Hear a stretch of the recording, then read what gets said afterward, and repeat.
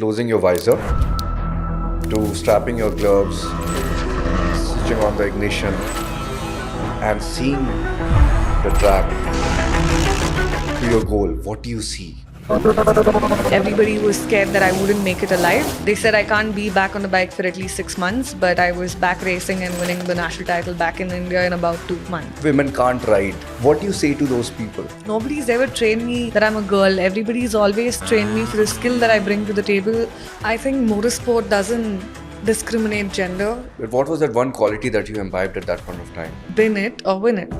A cab driver hit me and I had a race. Like, there was no way that I could not be back in one piece on the racetrack. And 2 weeks later, I went and won my first national championship in both road racing and rally. It's not a joke that, can't take it lightly. Because a lot of big accidents has been the end of a lot of careers of a lot of athletes. And I didn't want that one to be mine. 9,000 kilometers, 14 days. It's a crazy adventure, and to make it tough fun, let's not give you compasses. You figure out your way. Yeah. But why? Why? What's the problem in giving you compasses? So it's not just about the rider, but it's the rider, the mind, the bike, the body, everything. What's the toughest terrain you ever raced on, and how did you adapt to it? How do you want to be remembered in the world of motorsports? What's the legacy that you want to leave behind?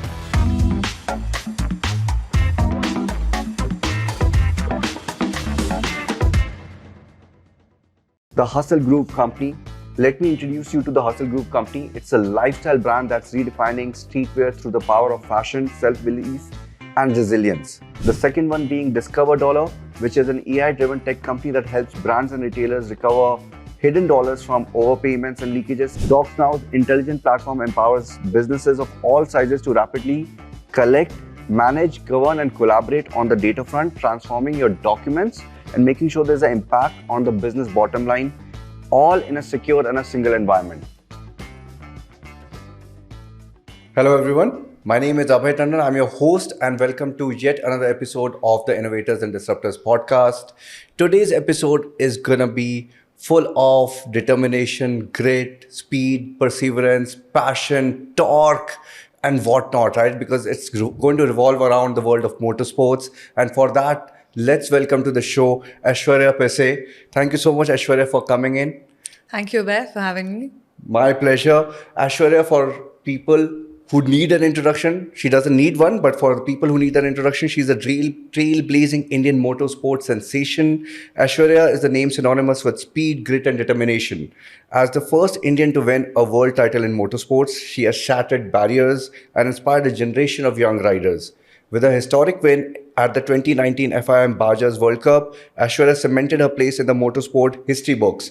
In fact, she's the first and the only Indian to win 3 world championship medals, and in fact has 11 more domestic ones in her name or national ones in her name as well.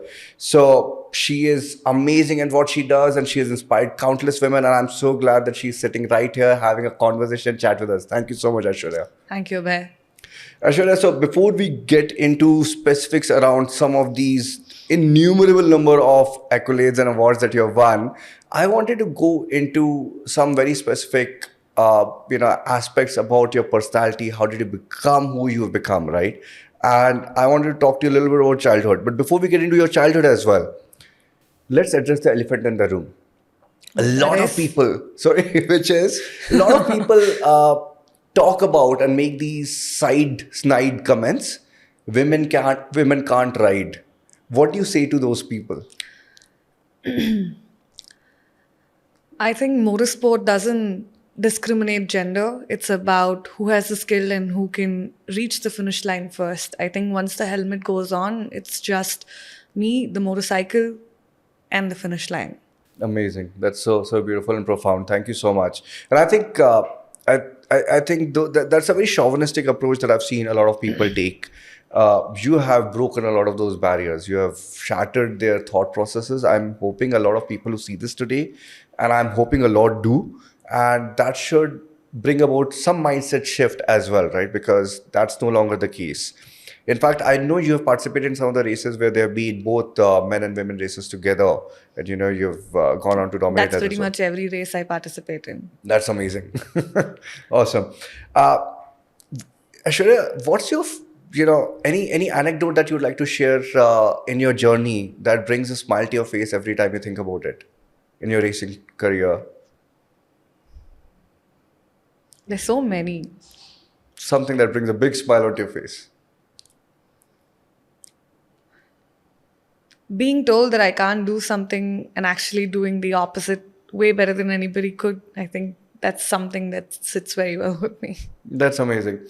I also have a tendency to automatically push myself in an underdog position. It feels so good to prove your detractors wrong that I sometimes feel that is my biggest motivational push. I think in everybody's life, at some point, that has been a push, and it will always help reach where we want to go. So true. Aishwarya, what was the first time that, or first incident or a point in time which sparked your interest in motorcycles?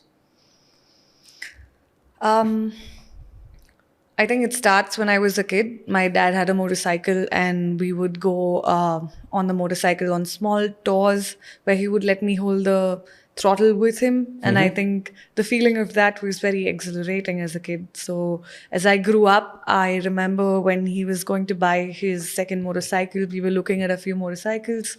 And there was this Apache that had just come out back then, and never did I actually think I would be racing them one day and winning World Cups on them. Wow. But yeah, I think as a kid with my dad is where the spark for motorcycles, where it all started.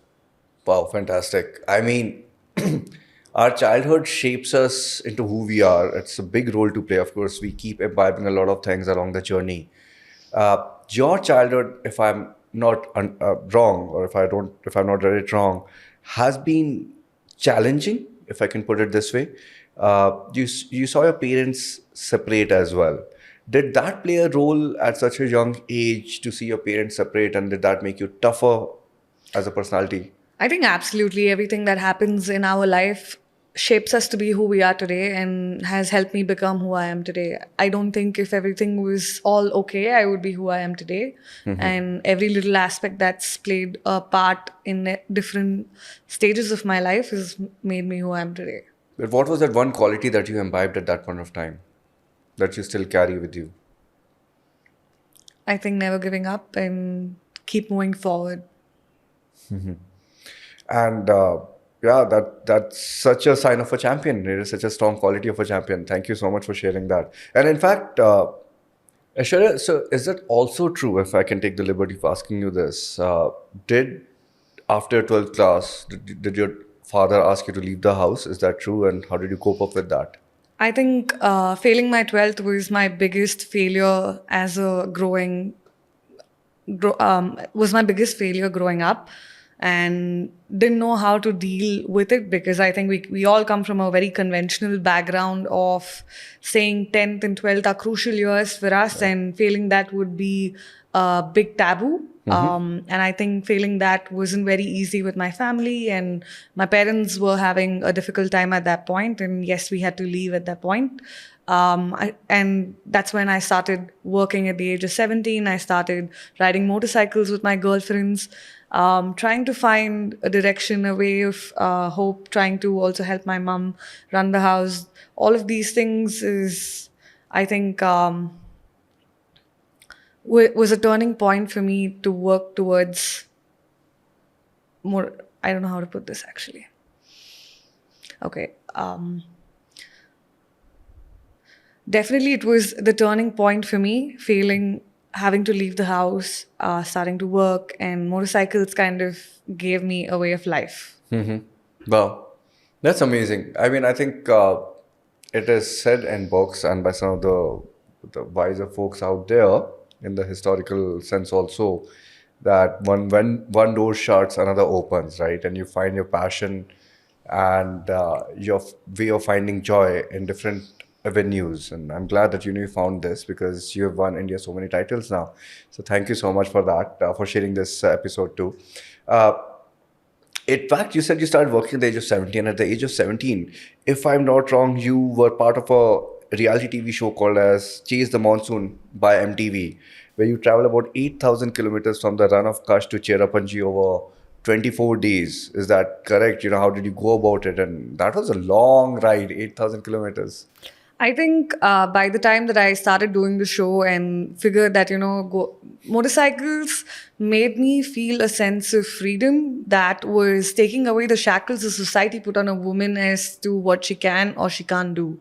And by the time I was on this ride, I enjoyed riding. And when I was offered the opportunity to be on this road trip with my best friend, Madhuri, at that point, we were riding from Run of Kutch to Cherrapunji for 24 days, where we would shoot every day, a different task every place we went, getting to see those beautiful locations, not having left Bangalore ever, to the ends of India, and being able to experience all of that was truly, I think words can't explain them, but I had one of the best times through those 24 days. Wow, that's amazing. Yeah, I mean, I think it's a dream come true for a lot of people, right? And in fact, your choice of career has been is potentially a dream for a lot of people. And like you said, right, majority of the Indian households, especially the middle class, we're so used to a very conventional sense of careers, and a lot of times children have an innate sense of belonging into a profession which is not recognized as conventional today, and that is why parents almost push their children to not pursue that. And you chose to defy all the odds, and you've been a great advocate of motorsports and riding for women as well. So we'll touch upon that as well, but I just wanted to also bring in a very interesting perspective. Now you've spoken about some of your early changes, and how did you get into the sport. You got onto the show as well, and then you decide to get yourself professionally trained. Is that the case with Apex Academy? So I did have a bug for speed through all of this, and a fellow rider, suggested I try my hands at training on a racetrack with Apex Racing Academy back then. So I started training at Apex Racing Academy in 2014 when I was 18, and a year later I started to race. I sucked at it, so I had a coach back then who would work with athletes with Apex. His name was Jiva and Anil. And I went up to them and I said, I want to win. After the first race, I failed. Though I was one of the only riders there who had formal training of racing. And then I went to the racetrack and I finished fourth. And that hunger and disappointment of failing and wanting to win, reaching out to them and speaking to them, we sort of started working towards different style of training, to different style of being at the track pretty much every other weekend, every possible way.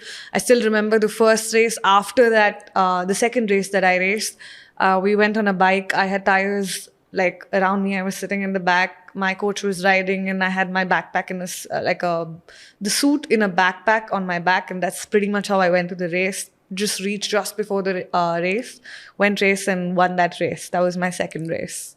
Wow, that's amazing. But you know what? There was a very interesting perspective that came out. You said you came fourth and you considered that to be a failure, which also gives me a perspective into a champion's mind, which is that you have to be on top of the podium, right? Nothing else matters. You're fourth or you're last doesn't really matter as long as you're not on the podium. Wow, that's so amazing. And I think that's what differentiates average mind versus a champion's mind. Some days test you. Some days push you to your edge. The obstacles, they'll always be there. But the secret, it's in owning this moment. Right here, right now. Because greatness isn't built tomorrow. It's forged today. One step, one choice, one heartbeat at a time.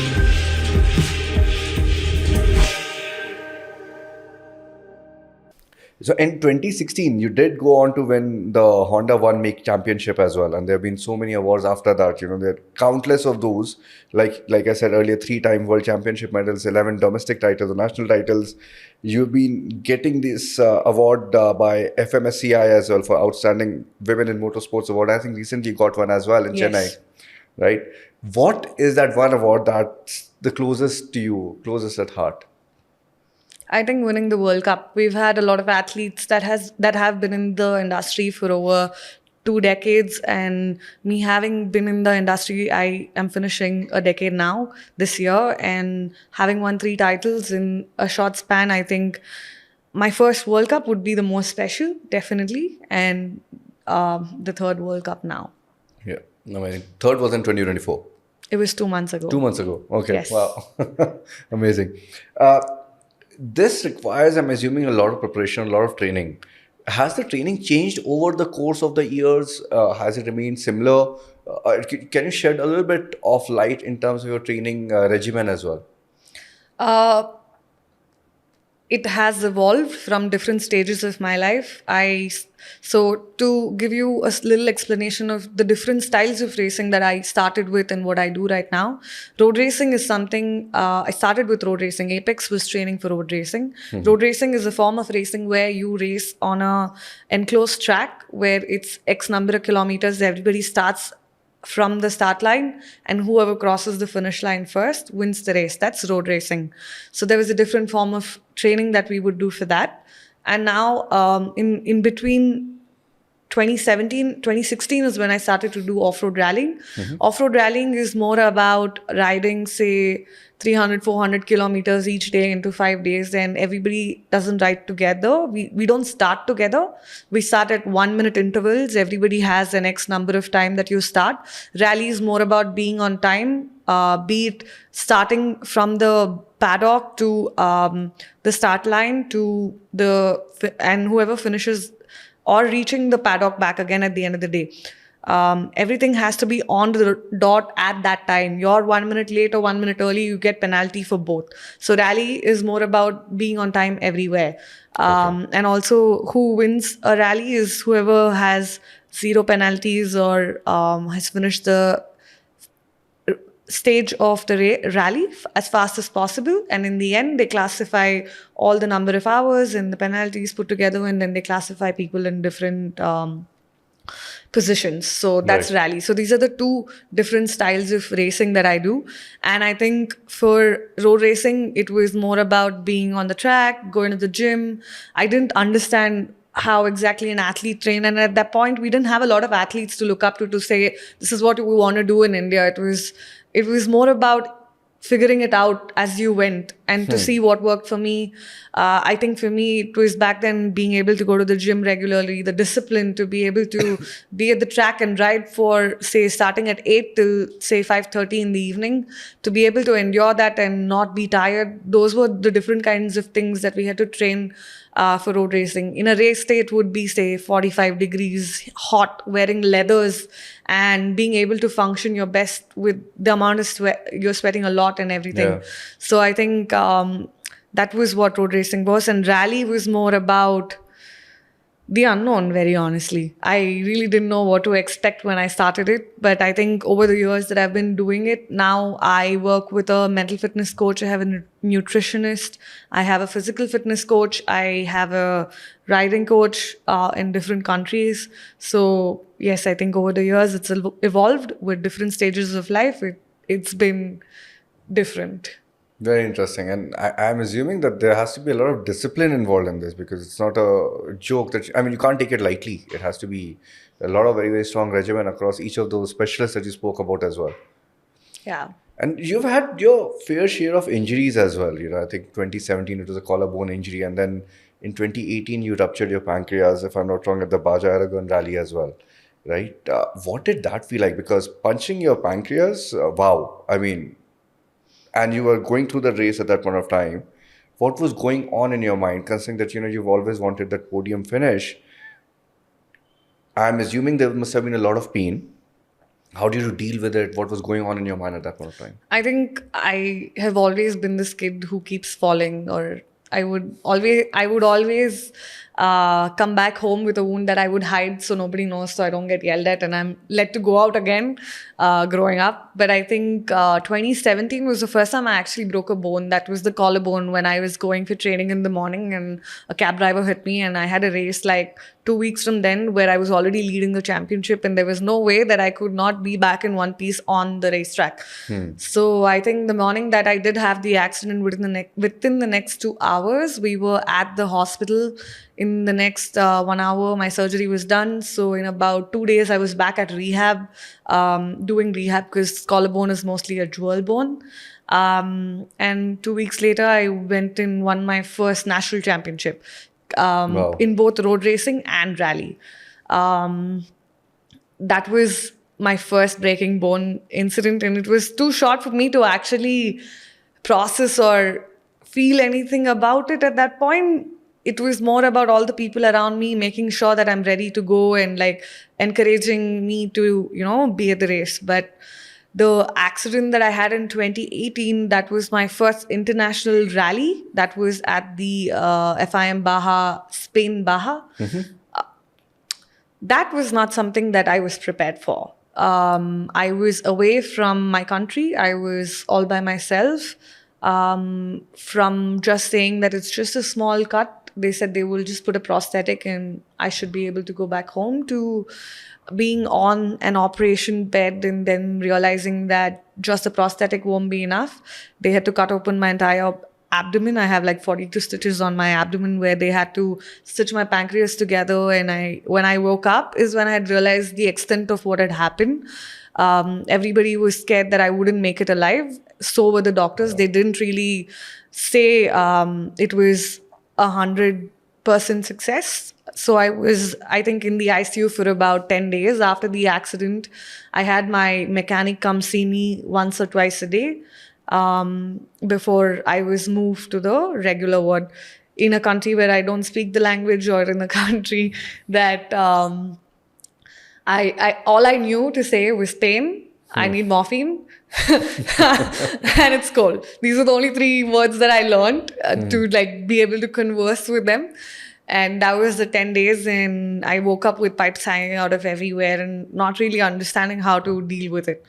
And as I came out, they said, like, I can go home in like, say, 10 days. But that didn't happen for the next 1 month. So I stayed in the hospital for a whole of 1 month by myself. I think that was very scary for me, being, I think, 21 or 20 at the time. Wow. And that's when I figured that, the race that I'd gone for has a championship. And then I started talking to my coach who was there. His daughter would come visit me, give me some company now and then. I had a very lovely old lady on the next bed who would make me feel home. Her family would be there.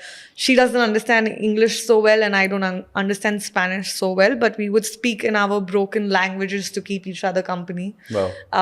I think it was nice, and I still speak to her, and she treats me like family. And I think at the time is when I started to find out about the World Cup, that I won the first World Cup the following year. That it was a whole championship and I want to win it. And I started to speak to my coach, and then also was very scared of not being able to be back on the bike after that. So it was more about already planning being there, how I want to approach when I'm back. Or they said I can't be back on the bike for at least 6 months, but I was back racing and winning the national title back in India in about 2 months. So it was a lot of emotions, a lot of being young, not knowing how to handle things, and it was a rally, I think, just the way back on the bike. Wow. And then from there to winning my first world title in the same rally that I had that crash was very special to me. That's so beautiful and amazing. Wow. Those are goosebump moments, I think people, when they're not even in the same city, they're just hospitalized for a day, it's difficult to process. You're talking about being in a different country, not speaking the same language, and being in the hospital, a much larger operation than you had anticipated. Doctors saying it's not fully successful. So many things butting out of your body and staying there for another month. We all take water for so granted, right? Food and water. They didn't give me food for 20-25 days. And I'm like, just give me 1 drop of water. Like, I just want 1 drop of water. I think that made me realize, like, okay, it's very, all the things we take for granted are like so important to us when we don't have them. Wow. Yeah, I can imagine now. I mean, I wouldn't have known this, but that's wow. So, and you said that, you started planning ahead. you started planning, you came to know about the championship, the World Championship the next year. And 2 months from then, you had already won a national title again. So what was that attitude in your mind that led you to believe that you can get back on the bike so quickly against all possible odds? Forget about winning it. I'm sure you must have had that in your mind. But what was that one thing that was going on in your mind that was telling you, get back on the bike, get back to racing, and that I'm sure psychosomatically helped you recover a lot faster? The fear of not being back on the bike. Makes a lot of sense. Because a lot of big accidents has been the end of a lot of careers of a lot of athletes. And I didn't want that one to be mine. There's a concept called as placebo effect. People have been, this has been picking up a lot over the last few years. Sometimes they say that, take this drug is going to help you with your headaches. And that has got nothing to do with it as a molecule, as a drug. It's got nothing to do with your headaches. But just the fact that you think that this drug is going to cure you of your headache, you realize that the mind behaves in a peculiar way of giving internal signals, chemical signals, saying that you have no more headache, right? And you're absolutely fine after that. I'm assuming that willpower, sheer grit and determination also has a placebo effect on the mind. When doctors and others, everyone around you said that you can't get back on a bike in 6 months, in less than 6 months, you won a national title in 2 months. That has to be placebo effect, and that has to be a lot of great determination, willpower. Yeah, definitely. I think I was still doing dressing of the wounds before when I was racing at that point as well. But it was more about, I want to do what I want to do the best possible way I can. And my hands and legs were working, and I just have to be careful to not hurt myself all over again. So I found a good enough chest guard that would cover my abdomen. So the way the accident happened in 2018 was I was 10 kilometers before the finish on day one. I had a regular fall. I'd had a lot of falls that day. That was just a regular fall. And on that particular fall, the jacket that I was wearing moved up. And I think the stone on the ground or the handlebar, just like, there were no physical wounds. It was just like an impact wound. I finished the stage. I came to the paddock for the next day preparations, and they first took me to the medical center because I came back with a black and blue eye, a broken helmet, and a few bruises. And that's when they said that I couldn't go to race. And after that, I told you the entire story of how it transpired, of the surgery and everything. So I'm forgetting the question. I knew what I wanted to say. No, it was just about great determination, stuff like that. And you're saying that, how this happened in the first place, and then what made you get back in again. Still forgetting what I want to say. That's okay. I knew exactly why I started that. Still not coming back to me. That's okay. We'll come back later, and then we'll probably continue from there. We'll stitch that together up. But that you said this very interesting thing, right? Black and blue eyes, lots of other injuries, broken helmets. The terrains are tough in rallies, off-roading exercises, of course. I remember why I was saying what I was saying. So the whole reason the accident that had happened was because the chest guard that I was wearing that was not safe enough. And so when I got back, and they said I can't be back on the bike, and it was 2 months in before the final round of the National Cup. It was just about getting better protective gear and making sure that I go race and not hurt myself all over again, but win the championship as well. Amazing. How was the championship like? That was your first attempt at the championship, and you won the title, the Global World Championship. What was that like? Not easy. There was a lot of fear. Because of the accident that I had had.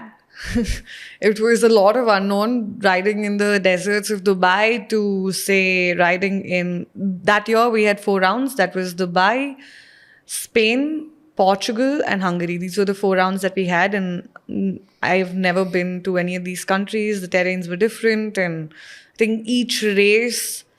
Dubai was a lot of dunes altogether. Going from there to Portugal was more similar terrain to India. Spain the fear of the accident, dealing with my own headspace to overcome that and to perform my best and not let that affect me. Hungary was the race that I would be declared champion. So I think each one of these races were a roller coaster of emotions, and being able to challenge my own brain to not give up and to keep doing one day at a time, one stage at a time, one corner at a time, and reach the finish line. Wow. And typically across what period of time are all these 4 legs? So we had it starting in February. Each one of these Bajas are a 2-day format where we ride, say, 500, 600 kilometers each day into 2 days. So that's a Baja format. And it was 2 days race, 4 races spread across February to August. No. I mean, I can't imagine riding 600 kilometers on a single day or driving 600 kilometers in my car on a single day. You rode 600 kilometers each day on a terrain which is superbly difficult, where you had to be timed as well. Wow, that's fantastic. And I think that's what motorsports is all about. You had also expressed, or you've in various interviews, I'm assuming, have expressed your desire to compete in the Dakar Rally. It is also supposed to be one of the toughest out there. What kind of preparations are required to be a part of that? From the country that I come from, we don't have similar terrains or races or bikes available for us at our disposal to prepare for something like a race like Dakar, because it's like the Olympics of off-road racing. Like for road racing, MotoGP is the pinnacle. For off-road racing, Dakar is the pinnacle. Right. So for a race that is 14 days straight, 9,000 kilometers, about 800, 900 kilometers each day. And on one day, there's a marathon stage as well. I think it's more about being able to ride in similar terrains as Saudi, because it's not just dunes, it's a mix of rocks, dunes, and we also have transport sections and everything. So it's a mix of everything. I think being able to train in similar terrains and being able to, and the other thing about all these rallies is that we don't have a navigation system. We're riding 400, 500 kilometers in the desert, where we use something called as a road book. It's a paper roll. Now it's a digital format, but it's the same format what's on the paper roll. It's what kilometer we are at. If there is a direction change that we need to head, like a cap heading, or just a diagram which says, okay, if there's a Y junction, you go right or left. And there is also the cautions that are mentioned in the road book. So we have to navigate from the start to the finish through that. And if we are lost, we are lost. Unless you know where you were right the last time and you go back. There is no way of having to follow somebody else thinking they're right, because they might be lost as well. I have been personally rescued a few times when my bike has given up in the race. So it's not just about being fast. It's not just about being able to ride 14 days and 9,000 kilometers, but it's also about not making a lot of navigation mistakes and being able to reach the finish line as quickly as possible each day, so you have enough energy to start the next day. Wow, this seems like a insane adventure. 14,000 kilometers across. No, 9,000 kilometers, 14 days. It's a crazy adventure, and to make it tough and more tough, challenging, they said, okay, let's not give you compasses. Let's get you lost across these deserts, and you figure out your way. Yeah. But why? I mean, why? What's the problem in giving you compasses? Is that the part of the adventure? The thrill of figuring out through those diagrams and maps the route? It's the format. Rally, cross-country rally, that's the format. We don't have GPS. We have something called as the road book to follow. So it's just been what the format has been for as many years it's been around for. Okay. So it's not just about the rider, but it's the rider, the mind, the bike, the body, everything. Wow. Yeah. Makes sense. Makes a lot of sense. Excuse me. You've given us such intricate details about the journey so far, right? Along this journey, I'm sure you must have had obstacles. Keeping in mind that you're a woman, did you face those obstacles along your journey? Did people say this to you? ever saying that you're a woman, you should not pursue. I mean, first of all, pursuing this career is weird. It's not. It's very orthodox. It's not very conventional. You should not pursue this career, or you are a woman and you should definitely not pursue this. Did you ever face these kind I of did situations? hear all of these things, but I think from the day that I started riding a motorcycle, I mean, it was more about the fun and the sense of feeling alive that it brought to me than the gender discrimination. Sure, coming from a country or motorsports or motorcycles being perceived more a male dominant thing. It's just the story that's been told to us all this while. So I think be it when I was training with whoever I have over the years, nobody's ever trained me that I'm a girl. Everybody's always trained me for the skill that I bring to the table and as an equal competitor that could give good competition to another competitor, not the opposite gender. Makes sense. Makes sense. Now that you have won so many titles, you have, I'm sure, inspired so many people out there, both men and women. But just to make sure that the world learns to be less male chauvinistic or gender biased, are there any ways in which you are giving back to the women in the country through various programs? Yes, I think over the last few years, I have run a lot of programs or been a part of a lot of programs TVS has for young athletes, from women to kids to even men for that matter. I think we have different programs where people can come learn from us. From just learning how to ride to racing on a racetrack or being able to tackle the off-road terrain. So I have been nurturing kids, girls and men to actually get into the sport. That's fantastic. In fact, I don't think so people know this, but I think I saw you for the first time at a TVS Motor Soul event. I think it was a year and a half back. I was part of TVS back in the day. And I had seen you in Goa doing drag racing on Ronin. Drift racing, Sorry, on Ronin. And it was so fascinating. And I think when you took your helmet off, you just had a smile on your face, like it was nothing. And I was like, wow. And I was actually standing in one of those corners, completely covered with dust, but taking those shots because I was like, I'd never seen something like this happen. And I didn't know that, a bike like Ronin could drift the way you were doing it, right? So it was like very fascinating for me. I was trying to take those shots. And then did I you was notice it didn't have any front brakes? I didn't know that either. It doesn't have any front brakes. It just has a rear brake. Yeah. And you're technically going in circles, drifting the bike. I have no idea technically how to do that. So it was very fascinating to see that. And I think that was the first memory that I had seen you there. I had seen you on the panel as well.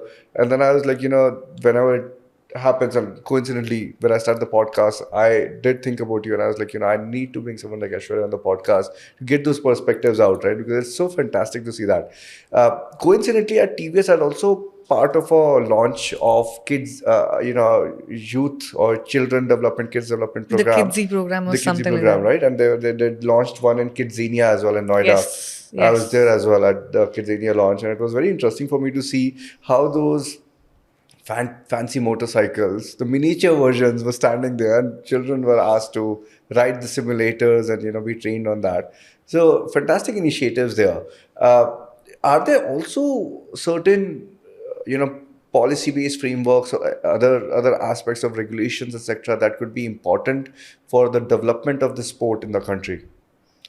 Well, I think there have been a lot more grassroots level projects, be it with TVS or even, I think mostly TVS I have seen take this initiative. Like you said, the Kidzania program that they did or the Women's Cup that they do, or we also have the new youth road racing program, right? Where we have kids between I think 12 to 17. Now they've increased the age limit to I think 16 to 18 now. Okay. So I think, there have been a lot more grassroots level initiatives that is helping for it to grow. And considering for road racing, you don't really need to have a license as such. There are kids from the age of 4 to 16 that race in the Supercross. There's a demo class for I think kids between 4 to 8. And then there's, I think, a class for kids between 8 to 9 to I think 16. So that's like a class by itself. So you can actually see over the years, Right. parents come forward and bring their kids in. The culture's just been growing more and more today. That's fantastic. In fact, someone had once asked me while I was at TVS, right, that, don't you think it's not safe for kids?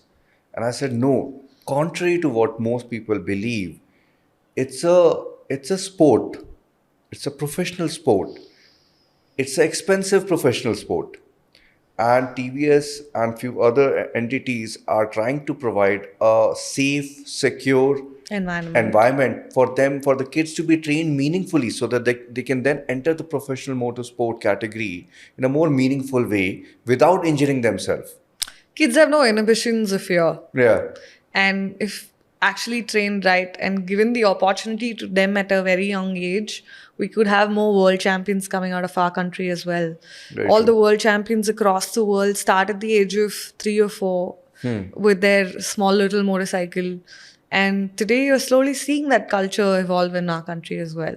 True. In fact, in some senses of it is that the way I look at it is that some of these bodies, including TVS, have democratized access to an expensive professional sport.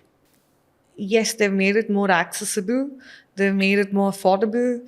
They've created different avenues to be a part of. Yeah. That has made it more achievable. Fantastic. Aishwarya, any role models or inspiration that you look up to in the field of motorsports or outside as well? I think when I started, it was just a few of our riders from our country. That was C.S. Santosh, there was Arvind KP. And I think as I spend more years in the sport, there's a lady called Laia Sanz. She is from Spain. And she's the only woman who has finished top 15 with the men at Dakar. So I think these are a few motorsport inspirations that I have. But there's Lindsay Vonn from skiing that I look up to as well. So yeah, these are the few people that I do look up to. Fantastic. How difficult is it to manage the physical and mental demands of this profession, and specifically, balancing both professional and personal lives? I think we're not all born with the quality of being able to handle all of them. I think we learn and teach ourselves along the way with the different challenges that come our way as to how we could deal with it better to be able to bring the best outcome of the situation. Got it. If I may, over the last few days that I've tried to have conversations with you, I've seen that, you've been constantly on the road traveling. If you're in Bangalore, you're caught up in shoots like today, or maybe I'm sure a lot bigger ones. In fact, last week, a couple of weeks back also, I saw you, at the Mercedes shoot, and probably it came out later, but around Women's Day and International Women's Day, this whole month being International Women's Month. So where do you get time? Do you have, can you say that you have a personal life, or is it all professional? I mean, rally life is not about having, or racing is not about having two different lives. It's about who you are in a regular day is who you are on the racetrack as well. So you might see all these activities that I do with different brands or the different shows that I need to be a part of. But training takes the first priority. So that's Right. going on in the background no matter what I'm doing. Right. Being on the road feels like home. Living out of a suitcase feels like home. If I have to be home for over a week, doesn't feel very comfortable. Okay. All right. Makes sense. But are there moments where you, let's say, miss staying up late in the night, watching a movie with friends, hanging out? Does that happen, or do you get the chances to do that? I do find time to do everything. Awesome. I try to, when I'm busy, I'm busy. But when I'm back on my rest days, I do make time for my family. I have 2 dogs. I love going outdoor trekking with them, taking them out. So we do take road trips. I do spend time with everybody. And what about your diet? Can you take those cheat days? Oh, I am a foodie and I love my masala dosas from Bangalore. So Right. I do have a diet that I follow. It's more about eating clean, because when we travel, we don't have access to a strict diet to follow. So it's more about being able to eat clean, and I have certain things that I follow from my nutritionist. And yeah, it's more about eating healthy. Amazing. It's a very, I'm sure you must have been asked this question quite a few times, but I did want to ask you this firsthand as well, right? From closing your visor to strapping your gloves, switching on the ignition or whichever order is the right order, and seeing the track or the off-roading terrain through your helmet to your goal, what do you see? What goes on inside your mind when just about to start? It's silence. Okay? There's a lot of chatter around me, but there's just silence. And it's just me. So my pre-race ritual is to listen to a lot of music that uplifts or like helps me focus, to visualizing, to doing my breathing techniques, to setting a goal to what I want to achieve in the race. And when I'm on the racetrack, but just before the start line, it's thinking about how I'm taking the first corner. It's just silence. There's so many people, there's so much chatter, but I can just zone out and be where I want to be. Wow, that's fantastic. While growing up, I always heard of the story of Arjun. Then when he had to aim at the fish's eye, all he could do was look at that and nothing beyond that. And now when you're seeing this is fantastic, right? Because I've seen this in movies as well. They have biopics or on certain athletes, and they say that as an athlete, the biggest strength that you have is to shut down every noise and just be focused on your goal. That's so fantastic to hear that from you. Now we'll get into some quick rapid fire questions. I think they're fun questions. Let me know what you think. Favorite racing memory? What's the most memorable moment of your racing career that still gives you goosebumps? Winning the world championship. The final leg, when you're reaching there, what was the exact moment? When I found out they're actually giving me the World Cup trophy in that race. And I didn't win one World Cup. I won 2 World Cups that year. Yeah. One with the boys and one in the women's category. So I think that moment when I was standing up there. On the podium. Wow. Yes. Amazing. What's your dream racing location? Anywhere in the world, and why? Dakar. Because of the complexity? No, it's because, Pinnacle, like you said. I mean, it's been a dream for as long as I have been doing rally, and that's why. Wow. Makes sense. If you could have any superpower to enhance your racing skills, what would it be? Any superpower? That you already do not have. I'm sure you have a lot of superpowers. Discipline. You don't have discipline? Being able to repetitively do it, like I do it, but all of us struggle with it. We're not superhumans that we can, we don't have like... Are you not? Are you not I a am. superhuman? You ruptured your pancreas, you broke your collarbone, you're back winning so quickly, and so many of them. I mean, I still look at myself as a regular human. Okay, you say so. Awesome. Discipline. So for people who are listening to us, discipline is what Aishwarya says is the superpower that she would probably add a lot more. Yes, 100%. What's your favorite feature on a motorcycle, and why do you love it? The fact that it could take me to places where people have to just walk by foot, but I can be there on my motorcycle. Yep. Okay. In fact, you came in a very nice truck as well. So very fancy to see that too. Yes. What's the toughest terrain you ever raced on, and how did you adapt to it? I think the toughest terrain was Morocco, because it was a lot of rocks. It was a different kind of rocks. They were like boulder rocks. So to be able to learn how to ride these kind of terrains was the challenging one. Got it. Is there a racing movie that you really like and enjoy watching? Senna Why?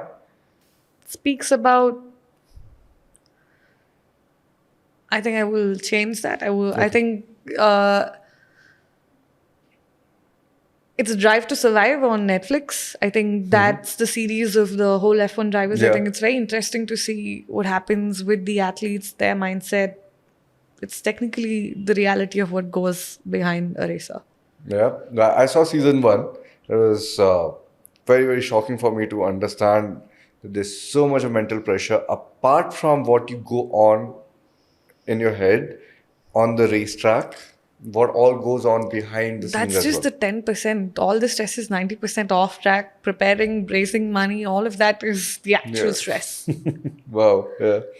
Uh, you said that you listen to some music. Is there any interesting music track or tracks that you really want to listen to just before your race starts or pre-racing ritual? I listen to various genres of music. There's no particular music that I stick to.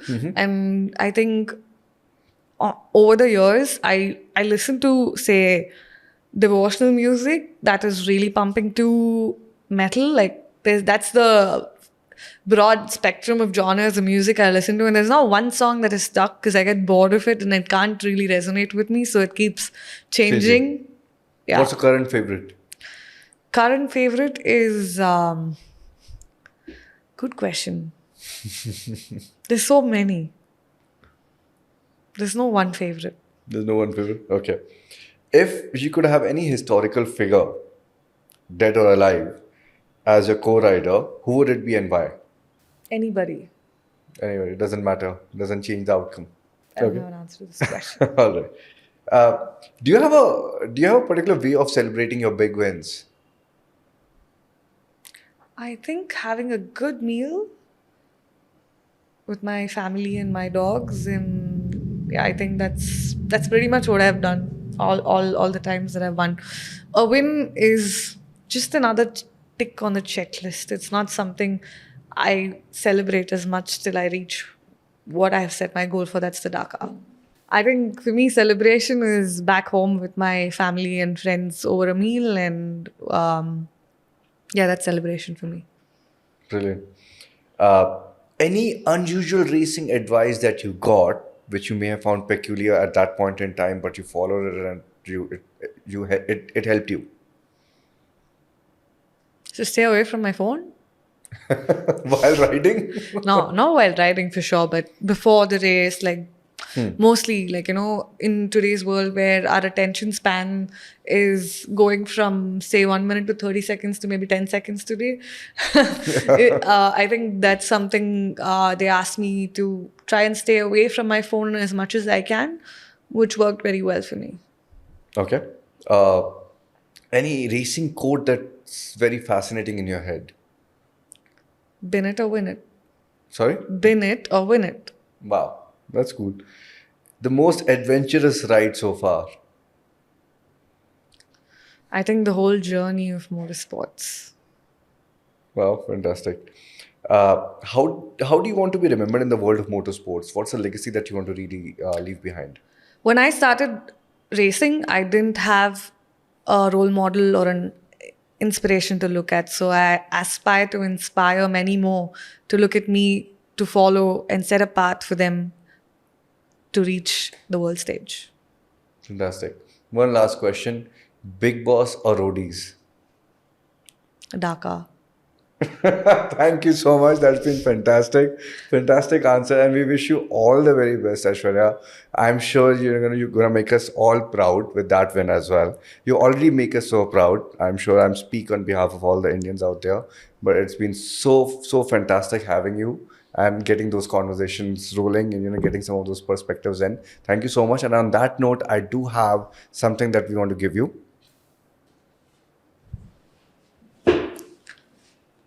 This is a small gift hamper from our side.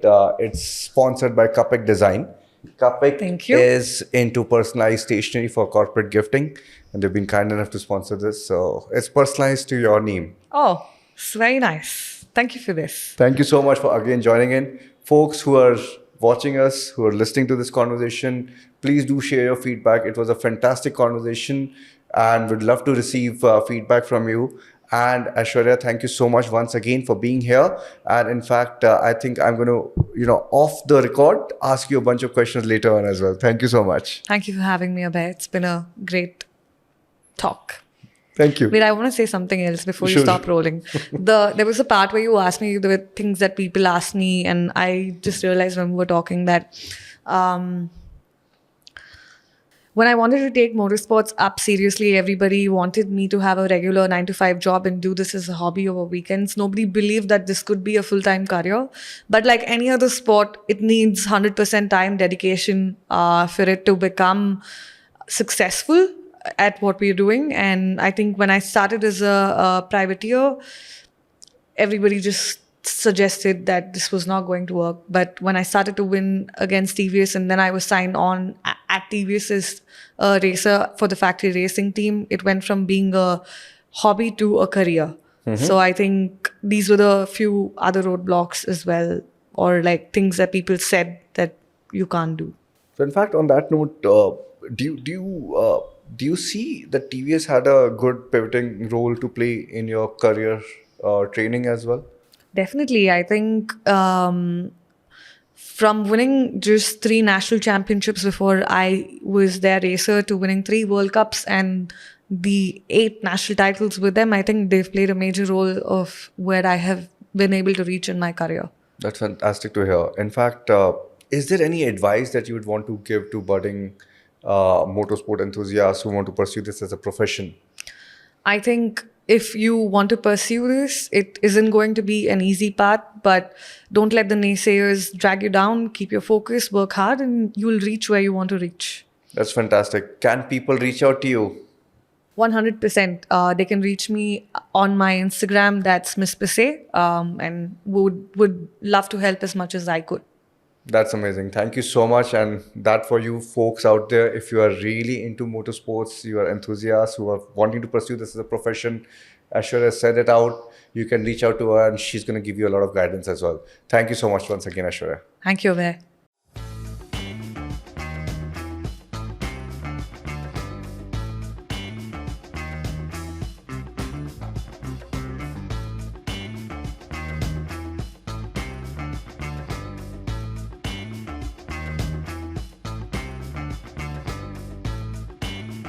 Feel free to share your perspectives through comments, subscribe to the channel, and do send us some suggestions as well. Thank you.